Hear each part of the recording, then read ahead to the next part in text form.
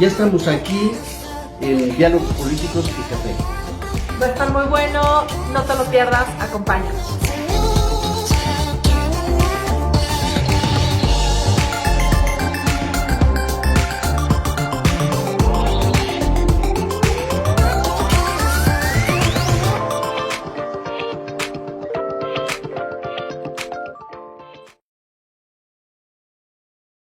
Buenas tardes a todos y a todas. Estamos nuevamente en la casa de todos ustedes, en el Partido de la Revolución Democrática y concretamente en nuestro programa Revolución Democrática 2.0. El día de hoy, en Diálogos Políticos y Café, contamos con la excelente presencia de la doctora Diana Cristal González Obregón, quien... Gracias. Gracias, doctor. Gracias. Que nos acompaña para comentar con todos ustedes, porque esperamos de que también el público participe, que nos mande sus comentarios, que si les parece adecuado, en qué podemos mejorar, etcétera. Claro. Es que por eso se trata no solo de un diálogo, sino incluso interactuar con nuestros amigos que navegan a través de las redes. Padrísimo. Y el día de hoy vamos a comentar el libro de Utopía de Tomás Moro.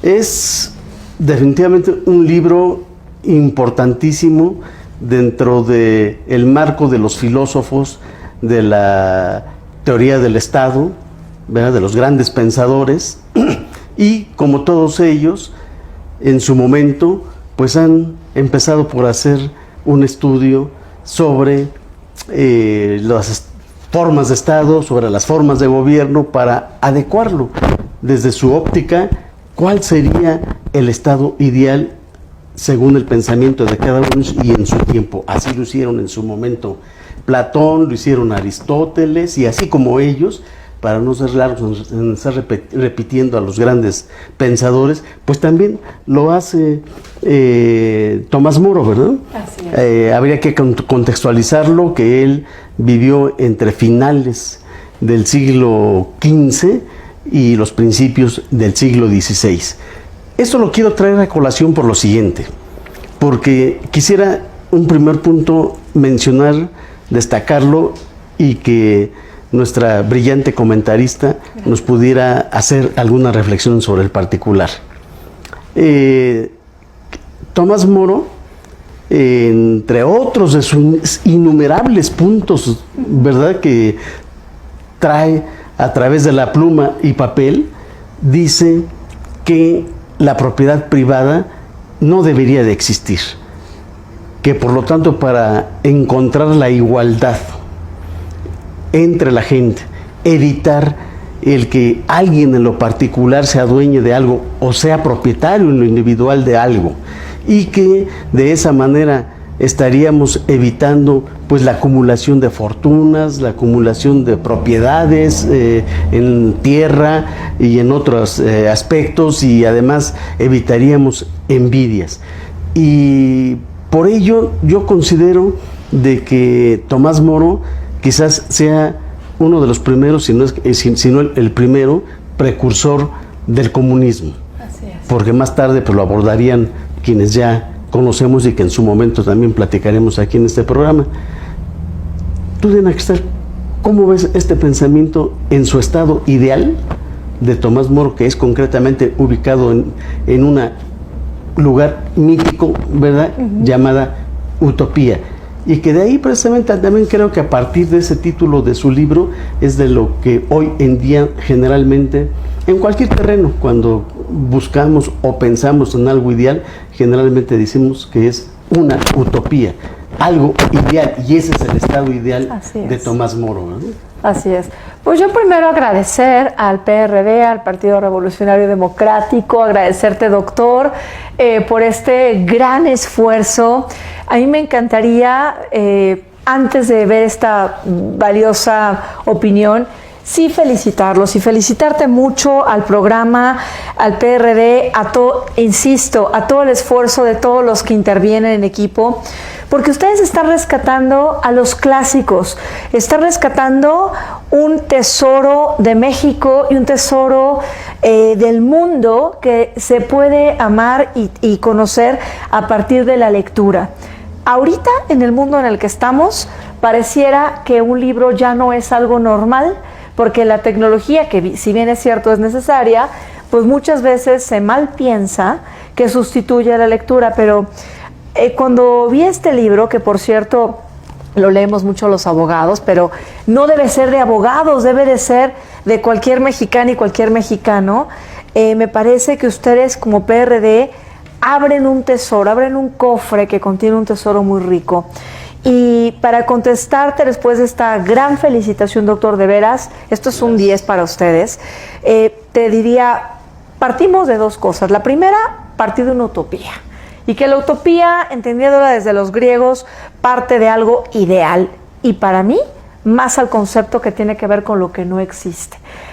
A la hora que tú hacías este mensaje, esta opinión, te diría, es que es algo antinatural actualmente, y creo que antinatural del ser humano.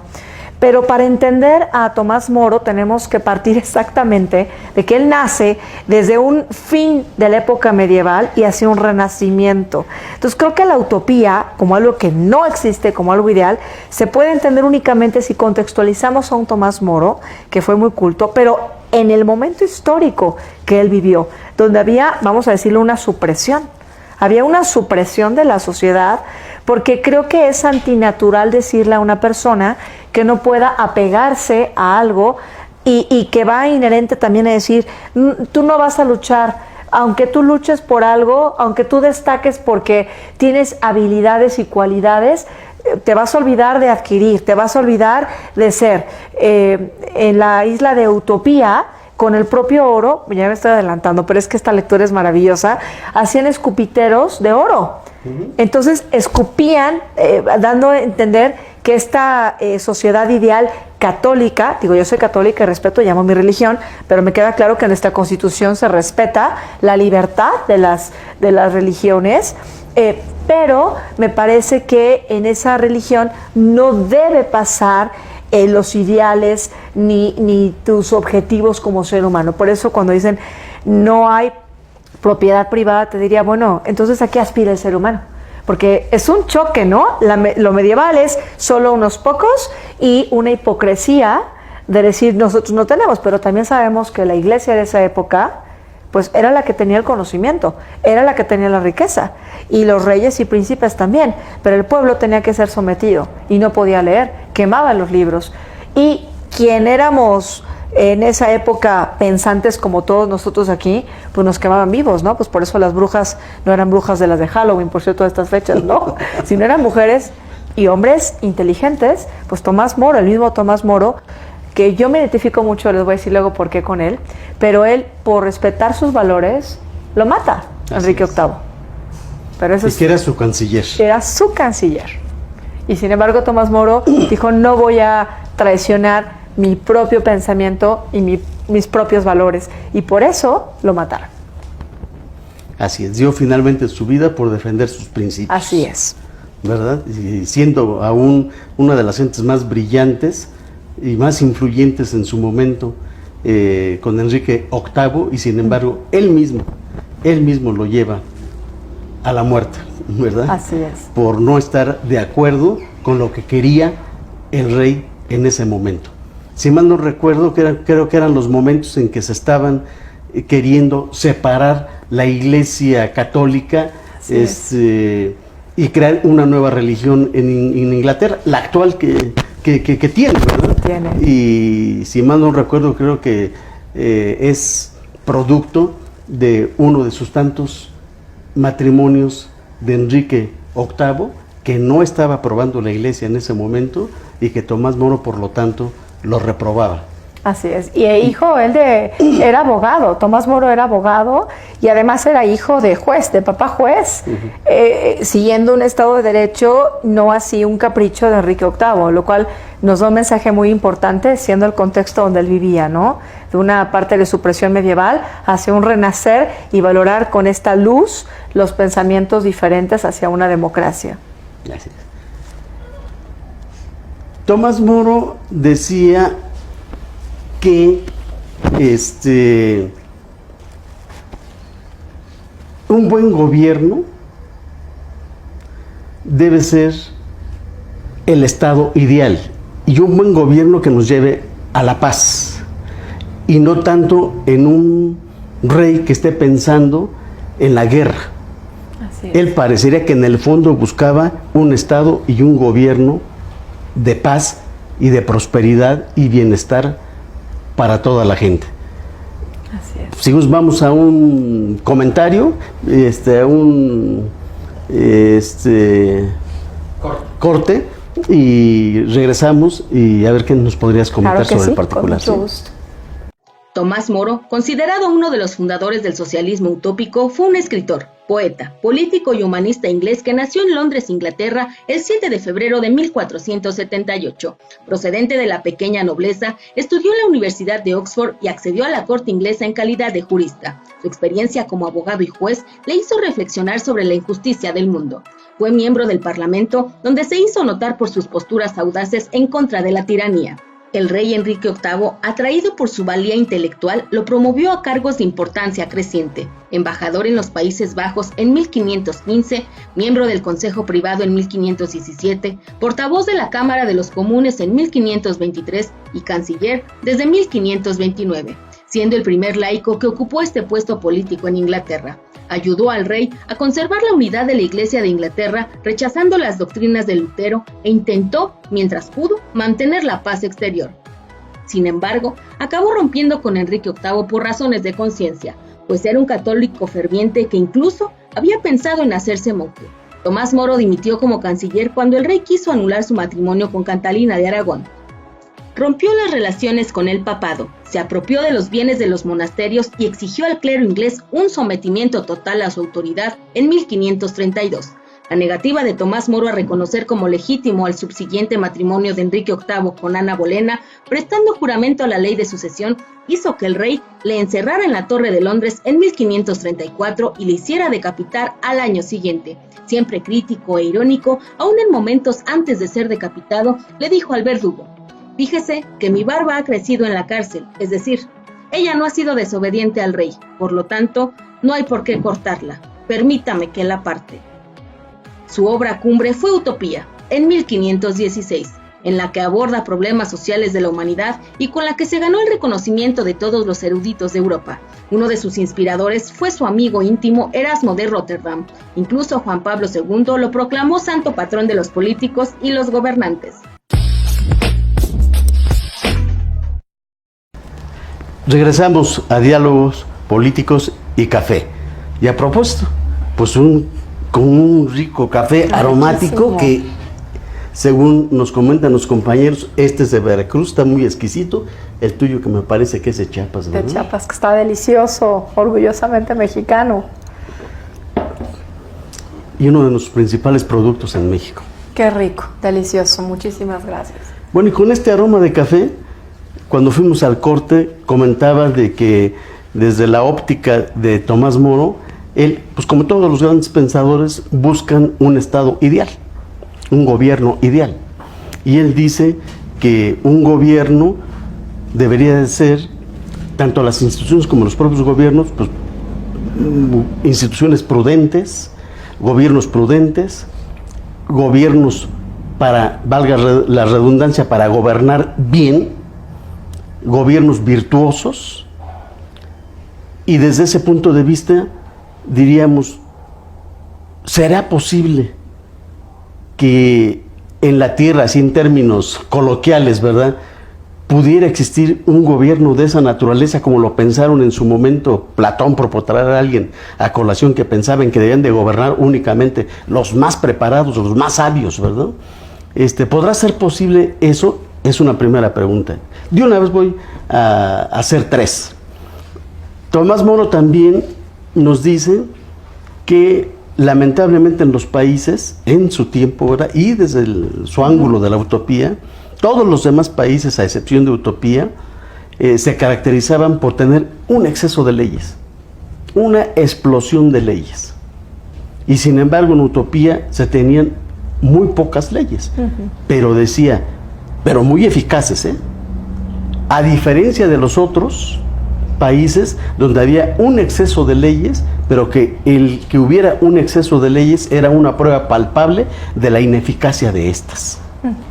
¿Ya? ¿O por qué tantas leyes? ¿Verdad? Trayéndolo a nuestro tiempo diríamos, es porque tienen huecos, porque tienen deficiencias y hay que crear otras leyes u otras reformas para tapar esos huecos. Entonces, sí es cierto que lo más apropiado sería no tener tantas leyes, pero que estas fueran realmente efectivas. Y la tercera pregunta. Él estaba definitivamente en contra de la pena de muerte. En su tiempo, quizás el exceso es porque en Inglaterra se castigaba con la pena de muerte incluso el robo de mercancías, X, ¿no? Y él decía que era un verdadero exceso, porque aplicar una pena tan fuerte y severa tampoco aliviaba los males. Y decía que tenía que haber otro tipo de castigos para ello, que no necesariamente tenía que ser la pena de muerte, y trae a colación los principios religiosos. Dice, Dios nos dio la vida y nadie, absolutamente nadie, con eso entendemos que ni siquiera los propios gobiernos tienen derecho a quitarle la vida a otra persona. Podrás castigarlo si se porta mal con otro tipo de sanciones, multas, etcétera, pero no necesariamente la pena de muerte. ¿Tú qué piensas sobre esos tres tópicos? Ay, son tres tópicos interesantísimos, doctor, que... Tú además como doctora en Derecho. Sí, sí. Y hacedora de proyectos de códigos y de leyes. Así es. Y en eso exactamente pensé cuando valiosamente compartías estos tópicos. En el primer tópico, sobre si puede haber este gobierno a través de una democracia, que lo entiende así, o a través de un rey, me vino a la mente cuando Tomás Moro habla en esta primera parte, cuando crea algunos personajes y hace un diálogo muy interesante, donde hace diálogos, y en uno de esos diálogos Tomás Moro dice que efectivamente pues no es muy loable la labor de un príncipe, ¿no? Ni de un rey, porque está pensando en la guerra, en conseguir más dominios, en ganar más territorio, y descuida la parte más importante, que es el pueblo, ¿no? Sí. Que ellos vivan bien. Y eso nos lleva a pensar el contexto donde él vivía, ¿no? Toda esta necesidad y ambición de poder, que ciertamente influye para poder decir, bueno, en esta isla utópica, en esta isla con una sociedad ideal, pues por eso queda muy marcado en la segunda parte del libro la descripción de una sociedad igualitaria, que desde mi muy humilde punto de vista no es posible en un régimen democrático, ni debe verse así, porque el ser humano no es por naturaleza así. El ser humano tiene una naturaleza de sobresalir, de sobrevivencia, desde la propia creación. Entonces, me parece que el contexto pues tiene mucho que ver. Los reyes, que muchas veces se vuelven tiranos, porque están buscando de manera ambiciosa conquistar, pero descuidaban al pueblo. Nos vamos a ejemplos no solamente de la época medieval, cómo vivía la gente. Vivía en una extrema pobreza, en una extrema ignorancia, servían al rey. Era una época, la época medieval, donde la gente tenía que ser católico y dar tributo para poder tener un lugar sagrado donde poder enterrarse. Si no, no podía tener lugar en un camposanto. Entonces, cuando hay un cambio, que es lo que él vive mucho, a un renacimiento, es valorar al ser humano por lo que es, de un cambio hacia vertical, con respecto a los que somos católicos y respetando todas las ideologías y religiones. Pero en la época medieval tiene mucho que ver cómo se percibe a este Dios, a un rey como incluso representante de Dios en la tierra, y que era un régimen vertical. Entonces era una servicialidad, una sumisión hacia el rey, y por eso pues se ve esta distracción y esta supresión, aunque la gente pues tuviera hambre, tuviera ignorancia. Ahora, el Renacimiento, que es el cambio donde él empieza a moverse, parte también mucho de ver al ser humano como el centro de atención. En el Renacimiento se ve a este ser humano como como un cambio, como ver este valor de sus objetivos, de una metamorfosis, de un cambio difícil de entender en una época medieval. Ahora, si me preguntabas en el primer tópico, si creo en este gobierno ideal, sí, pero no a partir de una tiranía. Yo creo en un gobierno democrático, en un gobierno donde exista el respeto y la tolerancia de todas y de todos. Y yo te comparto algo que fue real y a mí me pasó. En alguna ocasión, el año pasado, algunas organizaciones civiles me propusieron como candidata a fiscal general de la República. Y como figura pública, en los comentarios que yo hacía, por ejemplo, uno que yo aclaro, voy a decir como una humilde opinión, que es una opinión personal, que yo estoy en contra del aborto porque soy madre y escuché el corazón de mi hija desde pocas semanas. Y en algunas redes lo digo porque sería pena de muerte. Claro, es pena de muerte y además desconocimiento de un ser que tiene científicamente reconocimiento de vida. Claro. ¿No? Ahí es un tema muy importante. Desde la concepción. Desde la concepción misma, y que creo que como mujer pueden ayudar, y ahí va la parte de abogada litigante que defiendo a muchas mujeres y a muchas niñas de abuso sexual, y que creo que lo que no me piden es aborto, me piden muchas cosas más, que se repare el daño, que no los regrese a un lugar donde las agreden o las violentan, entre otras cosas. Pero hablando de este primer tópico, doctor, recuerdo que alguien me ponía en las redes, doctora, pero no queremos que usted sea, porque usted usted va a castigar a las que quieran abortar. Y yo les decía, a ver, no. Precisamente un gobierno democrático parte de la idea de que mis principios y mis valores y mis creencias son unas. Pero cuando tú ocupas una posición, tienes que respetar la ley, te guste o no. Yo lo que le contesté a esta persona fue, aunque yo fuera fiscal, yo tendría que respetar lo que marca la ley. A la manera de Sócrates, que en su apología nos dice, ¿verdad? Así es. Él, a pesar de que era injusta la pena que le habían aplicado, y le ofreció Genofonte, que era uno de sus alumnos, que se fuera, ¿verdad? Que él lo ayudaba, sí, cierto, claro, a que se retirara donde lo tenían recluido, y que él dijo, no, yo lo que tengo que privilegiar es la norma, el derecho. Los jueces se podrán haber equivocado, ellos podrán haber interpretado mal la norma, pero es un tema de ellos, es un problema de ellos. El mío es respetar el derecho, y aquí me quedo, y dio la vida, yo diría, exacto, por el respeto al Estado de Derecho. Exactamente, y partiendo de este modelo, me parece que a diferencia de una tiranía, en un gobierno democrático, pues todos tenemos que respetar la ideología de todos y ser incluyentes, que creo que eso en la historia, con otros autores que hemos presentado, se marca mucho. En esta época donde Tomás Moro participa, sí, un Enrique VIII que de manera, a mi muy humilde punto de vista, caprichosa, trata de imponer sin respetar la norma, ¿no? Y trata de hacer cambios a los cuales, por supuesto, un abogado como Tomás Moro, hijo de un juez, pues por supuesto que dijo no. Y que además viene algo muy importante. La sociedad democrática origina el cambio en la ley. Entonces, si tú respetas un Estado de Derecho, puedes crear leyes que sean funcionales. Porque viene el tópico que me decías, número 2. El 2 tiene que ver con, tenemos muchas leyes. Yo creo, y inmediatamente pensé en México. México es un país que tiene leyes muy buenas. Efectivamente me tocó ser redactora en el Código Nacional de Procedimientos Penales, y no solamente en este, sino en la Reforma Constitucional de 2008, doctor, y en los códigos de los estados del proceso penal. Pero lo que creo que no aterrizamos, y me incluyo, es, derivado de esas leyes y para beneficio de quien más importa, que es la sociedad, qué acciones, qué mecanismos, qué guías, qué canales existen para que la gente pueda acceder a ellos. Y yo les voy a decir algo así de sencillo. Como víctima de delito que he sido, y como muchas más en la sociedad mexicana, cada vez que yo litigo un asunto, y como víctima propiamente lo digo, hay una ley general de víctimas, hay una ley de víctimas de la Ciudad de México, hay una ley de protección de testigos, hay medidas de protección urgentes. Bueno, cada vez que yo en las carpetas que analizo y que litigo pido argumento, me doy cuenta que casi nadie pide para las víctimas nada. Pero no es que no estén en las leyes, ahí están en las leyes. Entonces, si tú vas a denunciar y eres víctima de robo, y eres mujer y vives en un lugar donde está el agresor, vean lo que nos están orillando ahorita. Una mamá que se quitó la vida y le dio raticida a sus hijos.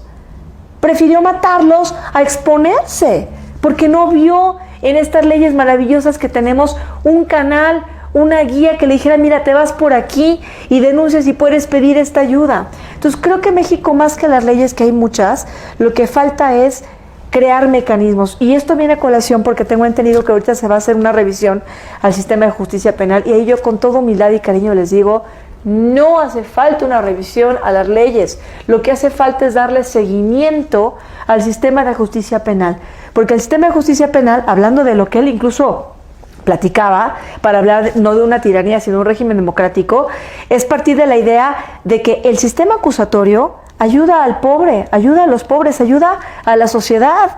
Tienes un juez que te escucha, tienes un MP que está al lado tuyo si eres víctima, y el juez va y te pregunta, ¿usted está de acuerdo que lo represente el abogado? Ya le explicaron sus derechos, a ver si ella es imputada, tocamos madera que no sea, a ver, quiere un defensor, le apoya el defensor público, le ponemos una defensora privada, usted le escoge libremente. Un dinamismo que, a diferencia, por ejemplo, que odio el derecho civil como está ahorita en México, tan cansado, tan papeleo, tan absurdo en muchas cosas, a diferencia del penal, vas y argumentas con un juez. Yo recién ayer tuve una audiencia de juicio oral donde revocaron a la defensa, nuestro representado. Yo lo tuve que meter en un papel. Yo me presenté a la audiencia y en la audiencia le dije al juez que por este momento, con fundamento al 121 de nuestro Código Nacional, el 118, el 20 constitucional, apartado B, mi representado me estaba nombrando y yo ratificaba como defensora privada. Nos tomó 5 minutos. Entonces, esas son las leyes que están. ¿Para qué las cambian? Mejor crear mecanismos para que toda la gente aquí en la esquina sepa, cometieron un delito de contra, a ver, ¿a dónde vas? ¿Con quién acudes? ¿Quién te puede defender? ¿A dónde vas? Ayer, sin decir también nombre, una compañera que está en el gimnasio que yo voy, me habló desesperada, una mamá de familia de la Ciudad de México, me dijo, Cristal, mi hija está desaparecida y no tengo ni idea a dónde ir. Ya lo orienté, le dije, vas a este lugar de la Procuraduría, en Azcapotzalco, a la FIPEDE, pero te quedas pensando, ¿cuántas madres no hay así? Claro. Y dejas pasar las horas y ya mataron a su hija, ya la violaron y ya la mataron. Entonces, yo diría, más que leyes, canales. Y la tercera que decías sobre esta sociedad de la utopía donde no hay tantas leyes, yo creo que son robots, porque parte mucho de la época. Y ves en este libro que es maravilloso, el choque, ¿no? De una época medieval vertical, donde dice, no, aquí nadie tiene posesiones, aquí hay una repulsión a las joyas, aquí las casas tienen un candado que tú las abres, cuando describen las casas de las 50 y tantas lugares que existen en esta isla, y entonces nadie está pegado a nadie. Ok, ves valores de manera muy vertical, pero también desde un punto de vista que la sociedad ya implica cambios, ¿no? A veces muy estrictos. Por ejemplo, hablan de la mujer, hablando de esta parte de nosotras y la importancia que tenemos en un país, como que en un ámbito de igualdad. Pero por otra parte, cuando hablan de los alimentos, primero come el hombre, primero los ancianos, luego comen los hombres en esta isla de utopía y luego come la mujer. Y la mujer es la que se dedica a hacer y es la que está como atrás. Yo creo que sin ser extremistas, porque equidad de género, platicaba incluso con la productora, es pues de dos, ¿no? Equidad de género es los dos, hombres y mujeres y cualquier grupo al que pertenezcas, lésbico, homosexual, el que sea, hay una igualdad, pero tenemos que trabajar a diario con acciones para que esto sea no un discurso, sino que sea real. Y luego te habla también, por otro lado, de pues los que cometen delitos, ¿no? Que van y son esclavos. Y ahí viene la parte de la pena de muerte, que precisamente fue un cambio del inquisitivo en México al acusatorio. Yo creo, y comparto esa idea, que en México no es que estemos en contra de decir, bueno, yo sí, en contra de la pena de muerte, pero creo que lo que da más miedo es decir, es que ¿cuántas veces señalas a alguien y no tiene un juicio debido, no tiene acceso al debido proceso que se traduce en que tengas un abogado que explique de manera transparente qué haces, qué vas a vivir, cuáles son las pruebas y finalmente una sentencia que diga lo cometiste? Mucha gente lo que tiene miedo es, pues te señalan y a partir de ese señalamiento pues vas para adentro y de adentro ahora no solamente te van a meter a la cárcel, te vas a matar. Ayer el caso que represento, y me disculpo del rollo, pero esto es importante, mi representado, sin decir sus datos personales, tiene una bebé que tiene capacidades diferentes. Lo engañan en la Procuraduría, no digo de que no es de aquí, tampoco es de otro lugar, a nivel nacional. Acude a la Procuraduría con engaños de esa entidad federativa y le dicen que le van a dar un apoyo para su bebecita que tiene capacidades diferentes. Cuando llega ahí le obligan a tomar una muestra de orina y de sangre, él no sabe ni para qué, ahorita lo tengo en prisión preventiva. Ese señor no cometió nada. Yo quiero pensar qué pasaría en esta isla idealista de utopía, pues yo si hubiera sido esclavo lo hubieran matado. Entonces creo que va más allá a un pensamiento que va en un vaivén, ¿no? De medieval a renacentista, claro. Y que por eso creo que esta isla de utopía, que es base de un socialismo, va a una hipocresía también. Entonces creo que más que hablar de este socialismo, que yo lo creo que es antinatural, tenemos que hablar de una democracia donde todos quepamos y donde todos aportemos y donde te digan, si tú le echas ganas vas a salir adelante, si tú haces algo lícito te va a ir bien, y que puede existir un esquema donde tú puedas, al darle trabajo a alguien, pues que ella crezca, que yo crezca, que él crezca, y así, porque si no, entonces se vuelve una tiranía donde de todas formas sale el diablo del ser humano, y como tirano, pues es lo que diga una persona, hombre o mujer, y eso creo que sí es peligroso porque volvemos a una época medieval. Muy bien, Diana Cristal. Vamos a ir a un corte, pero quiero dejarte sembrada 2 preguntas para cuando regresemos del corte. Confiésate. Aquí, ante quienes nos siguen en las redes sociales. ¿Y si te gustaría ser fiscal general? ¿Sí lo deseas? ¿Sí la piensas buscar en un momento dado? Segunda pregunta. Y con el marco normativo que tenemos actualmente, ¿crees que es suficiente para que tú hicieras un excelente papel o tú propondrías modificaciones o actualizaciones a la actual normatividad? Vamos a un corte y regresamos. ¿Sabías que? Con Utopía, Tomás Moro es considerado fundador del socialismo utópico, ya que en este libro criticó las incipientes relaciones capitalistas y señaló que la causa fundamental de todas las calamidades sociales es la propiedad privada. Opuso al régimen basado en la propiedad privada, el régimen social ideal de Utopía, cuya base es la propiedad social, la producción y la apropiación social, es decir, un régimen socialista. La descripción de Utopía representa el primer intento en la historia de pintar una sociedad socialista. Pero, ¿qué es el socialismo utópico? Es el conjunto de doctrinas socialistas que, a diferencia de la teoría del socialismo científico creada por Marx y Engels, elaboraba planes vastos y universales de reconstrucción social, sin tener en cuenta la vida real de la sociedad ni la lucha de clases.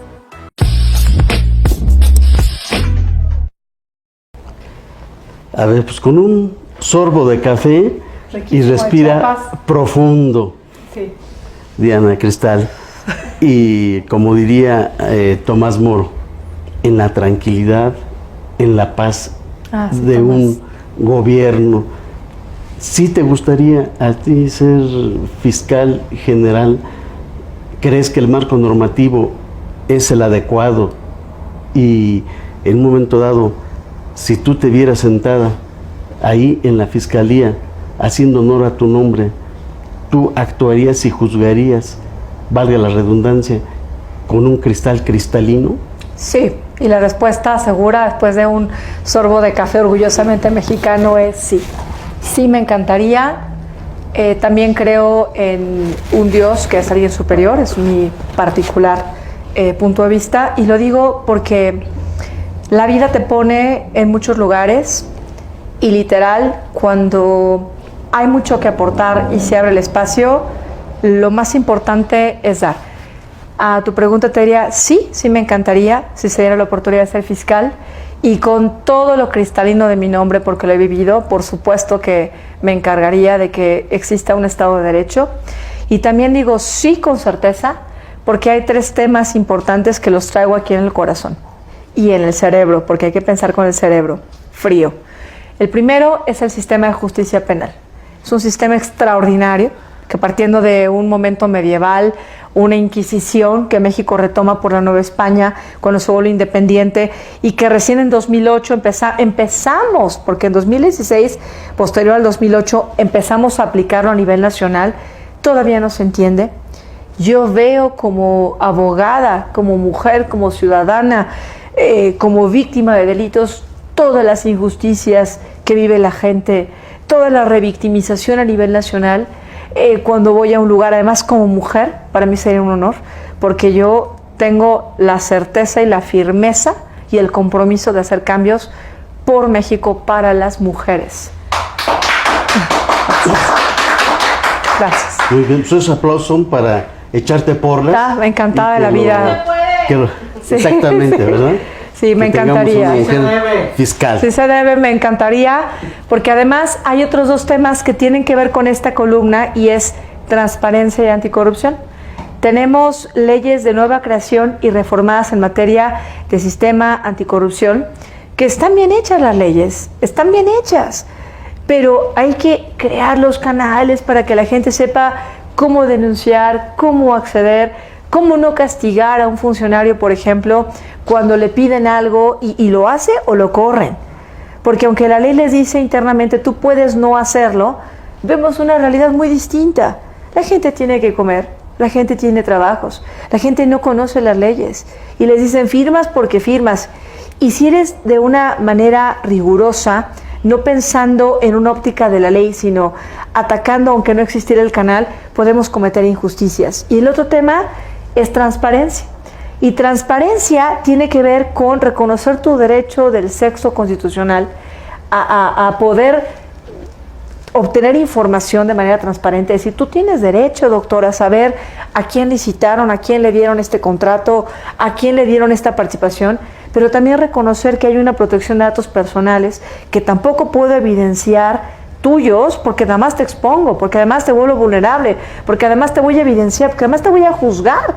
Y ciertamente cuando no analizas, y que ese sería mi propósito, si Dios y la vida y las personas quisieran que yo ocupara ese cargo algún día, sería tratar de armonizar estos tres temas para beneficiar a la gente. Entonces, te diría sí.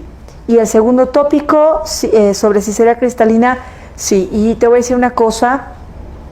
Cuando yo fui funcionaria, por supuesto que viví muchas situaciones donde parece que el demonio te dicen vamos a tentarte. Viví, sin decir en dónde, alguna situación donde precisamente fue cuando me tocó coordinar las mesas de redacción del Código Nacional de Procedimientos Penales.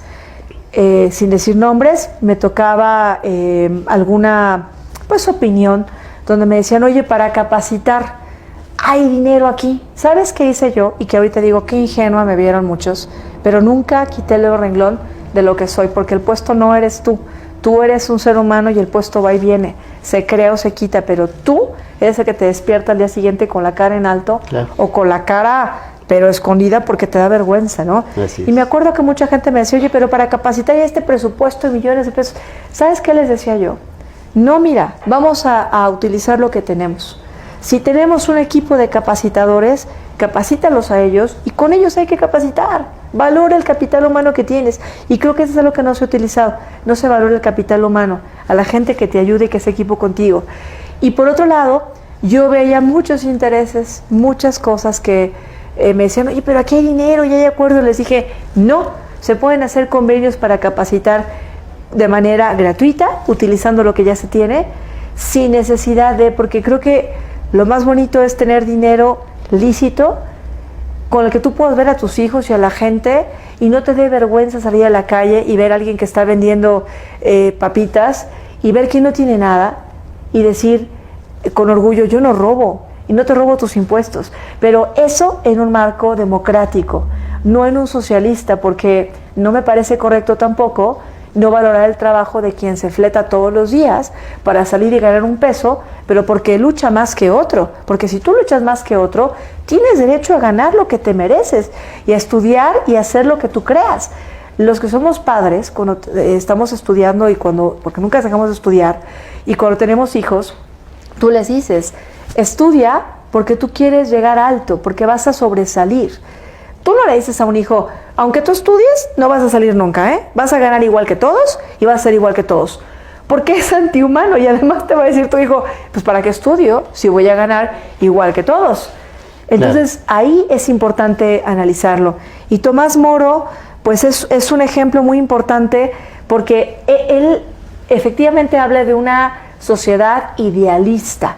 Y yo creo que en esa sociedad idealista, pues no habla de seres humanos normales ni naturales, sino habla más de un ser humano oprimido medieval, pero no un ser humano del Renacimiento, que desde su nombre dice el renacer de un ser humano socrático, aristotélico, pensante, que aunque tiene valores, es el centro de desarrollo y que precisamente a partir del Renacimiento empiezan cambios en muchos lugares, incluso en cómo ver la agricultura, en creación de máquinas importantes, avances tecnológicos muy relevantes, porque le dan esa oportunidad al ser humano. Si tú le das oportunidad al ser humano de destacar, de sobresalir y lo tienes oprimido, pues nunca vas a sobresalir más que el tirano o la tirana, quien sea, y creo que sí, eso es algo que tenemos que cuidar. Muy bien, Diego. Cristal. Ahora, ¿por qué no hacemos lo siguiente, este ejercicio?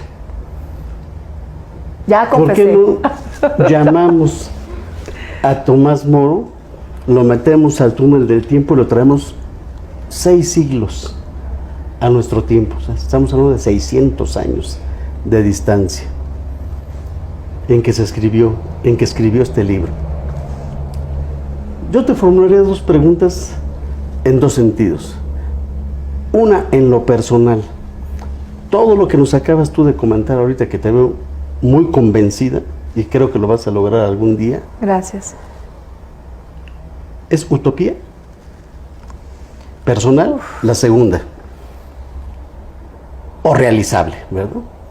La segunda. Pues por el quiebre que ha tenido el país a raíz de que llegó este gobierno, estaremos pensando que el gobierno actual pensó, está trabajando en su propia utopía, con todo lo que está haciendo, que es un quiebre enorme, prácticamente, casi es un giro de 360 grados, ¿verdad? ¿Será que Andrés Manuel, como presidente de la República, traiga en su cerebro precisamente una idea similar a la de Tomás Moro de establecer en México la utopía? Me quedé en la parte de Tomás Moro, en este túnel del tiempo, aquí, esta realidad. Y compartía una opinión con nuestra muy valiosa directora, además orgullosamente mujer del programa. Aquí está. Porque me parece que la sociedad mexicana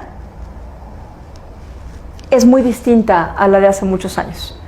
La gran mayoría de la población en México son jóvenes, y los que no somos tan jóvenes, pero también no estamos. No, estás joven todavía, claro que sí. Gracias. Entonces, es una sociedad muy cambiante. La sociedad mexicana es muy bonita. Y antes de avanzar en estas preguntas que amablemente me haces, yo me acuerdo mucho, y con esto quiero contextualizar la respuesta, de los sismos de 2017. A mí, la verdad, me emocionaba y me hacía llorar mucho cuando yo iba caminando y ver las noticias y yo no veía la atención de los medios en la política, yo veía la atención de la gente y la atención de los medios en lo que la gente hacía. A mí no se me olvida la gente que, teniendo recursos o no, ponía su canastita de tacos y decía, a ver, ¿a quién le doy tacos? El restaurante de enfrente que daba comida corrida decía gratis. Los arquitectos, y me quedó mucho la imagen de los médicos, como decían, se requieren médicos porque había mucha gente herida, formados, arquitectos formados para hacer evaluaciones, avalúos y apoyar de esta manera. Y decía, la gente, yo reflexioné mucho esto, doctor, decía, la gente no pensaba en algo político. La gente mexicana, y te lo voy a decir algo muy frío, es que la gente mexicana nos olvidamos de quiénes somos y nos olvidamos de que el poder lo tenemos nosotros. La gente del sismo no pensaba si llegaba una autoridad o no. La gente, y sin decir nombres, mucha gente decía es que llegó a la foto. La gente no se detenía ni siquiera a saludarlos. La gente seguía sacando a la gente viva.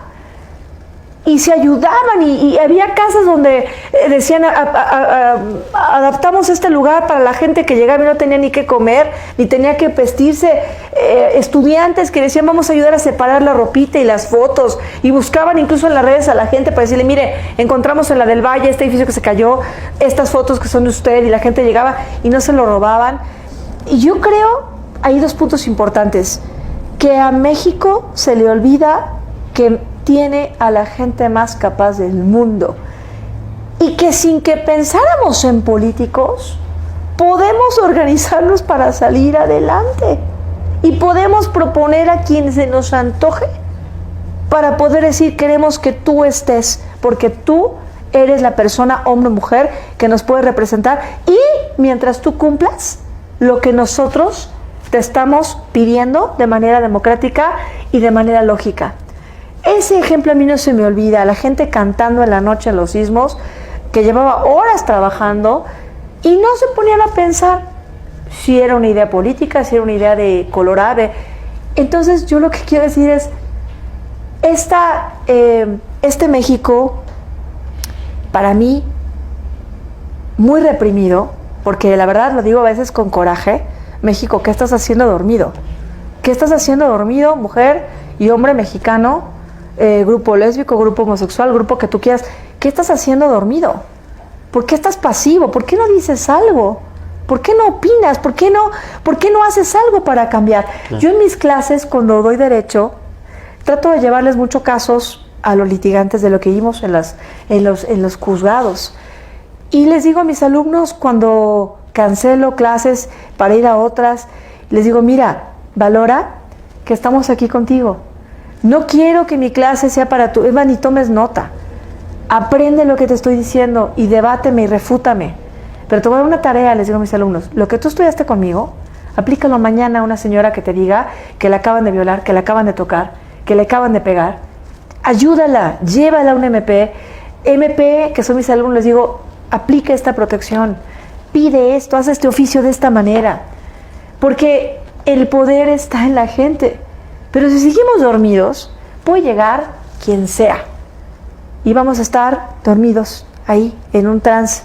Entonces yo lo que quiero decir es, ¿qué pasa México? ¿Por qué estás dormido? Porque si la gente empezáramos a pensar como en el sismo, te juro que en ese segundo diríamos, tenemos mejores calles, tenemos mejores gobiernos, tenemos mejores aportaciones, tenemos mejor todo. Porque si pensamos que lo injusto para uno es injusto para todos, entonces no lo vas a permitir.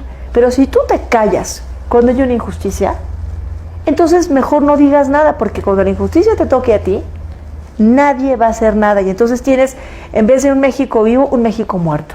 Y creo que no es el que Tomás Moro quería. Tomás Moro murió por sus principios, él abrió la boca, se atrevió a decirle a un Enrique VIII, no, y miren que era asesor del rey, y le dijo no, y no era alguien que dijéramos no tenía acceso a la cultura o acceso a la educación. En esa época era muy privilegiado, eran pocos. Claro. Él dijo no, como lo dijo Sócrates, como lo dijo Aristóteles, y esa gente que murió por sus valores y abrió la boca, México, ¿qué estás esperando para decir sí o no? Y si dices sí, ¿por qué? Y si dices no, ¿por qué? Y si dices no, propon. Cuando yo estaba en las mesas de redacción del Código Nacional y había debates de algunas vacas sagradas que llegaban y decían, yo voy a llegar a hablar, y hasta a mí me decían, y esta jovencita me decía, niña, me decía, ¿esta niña qué va a decir? A ver si me hablaban a mí, ¿esta niña qué va a decir? Cuando yo les decía, a ver, dígame usted, doctor, ¿qué le pongo? Ya no me decía nada.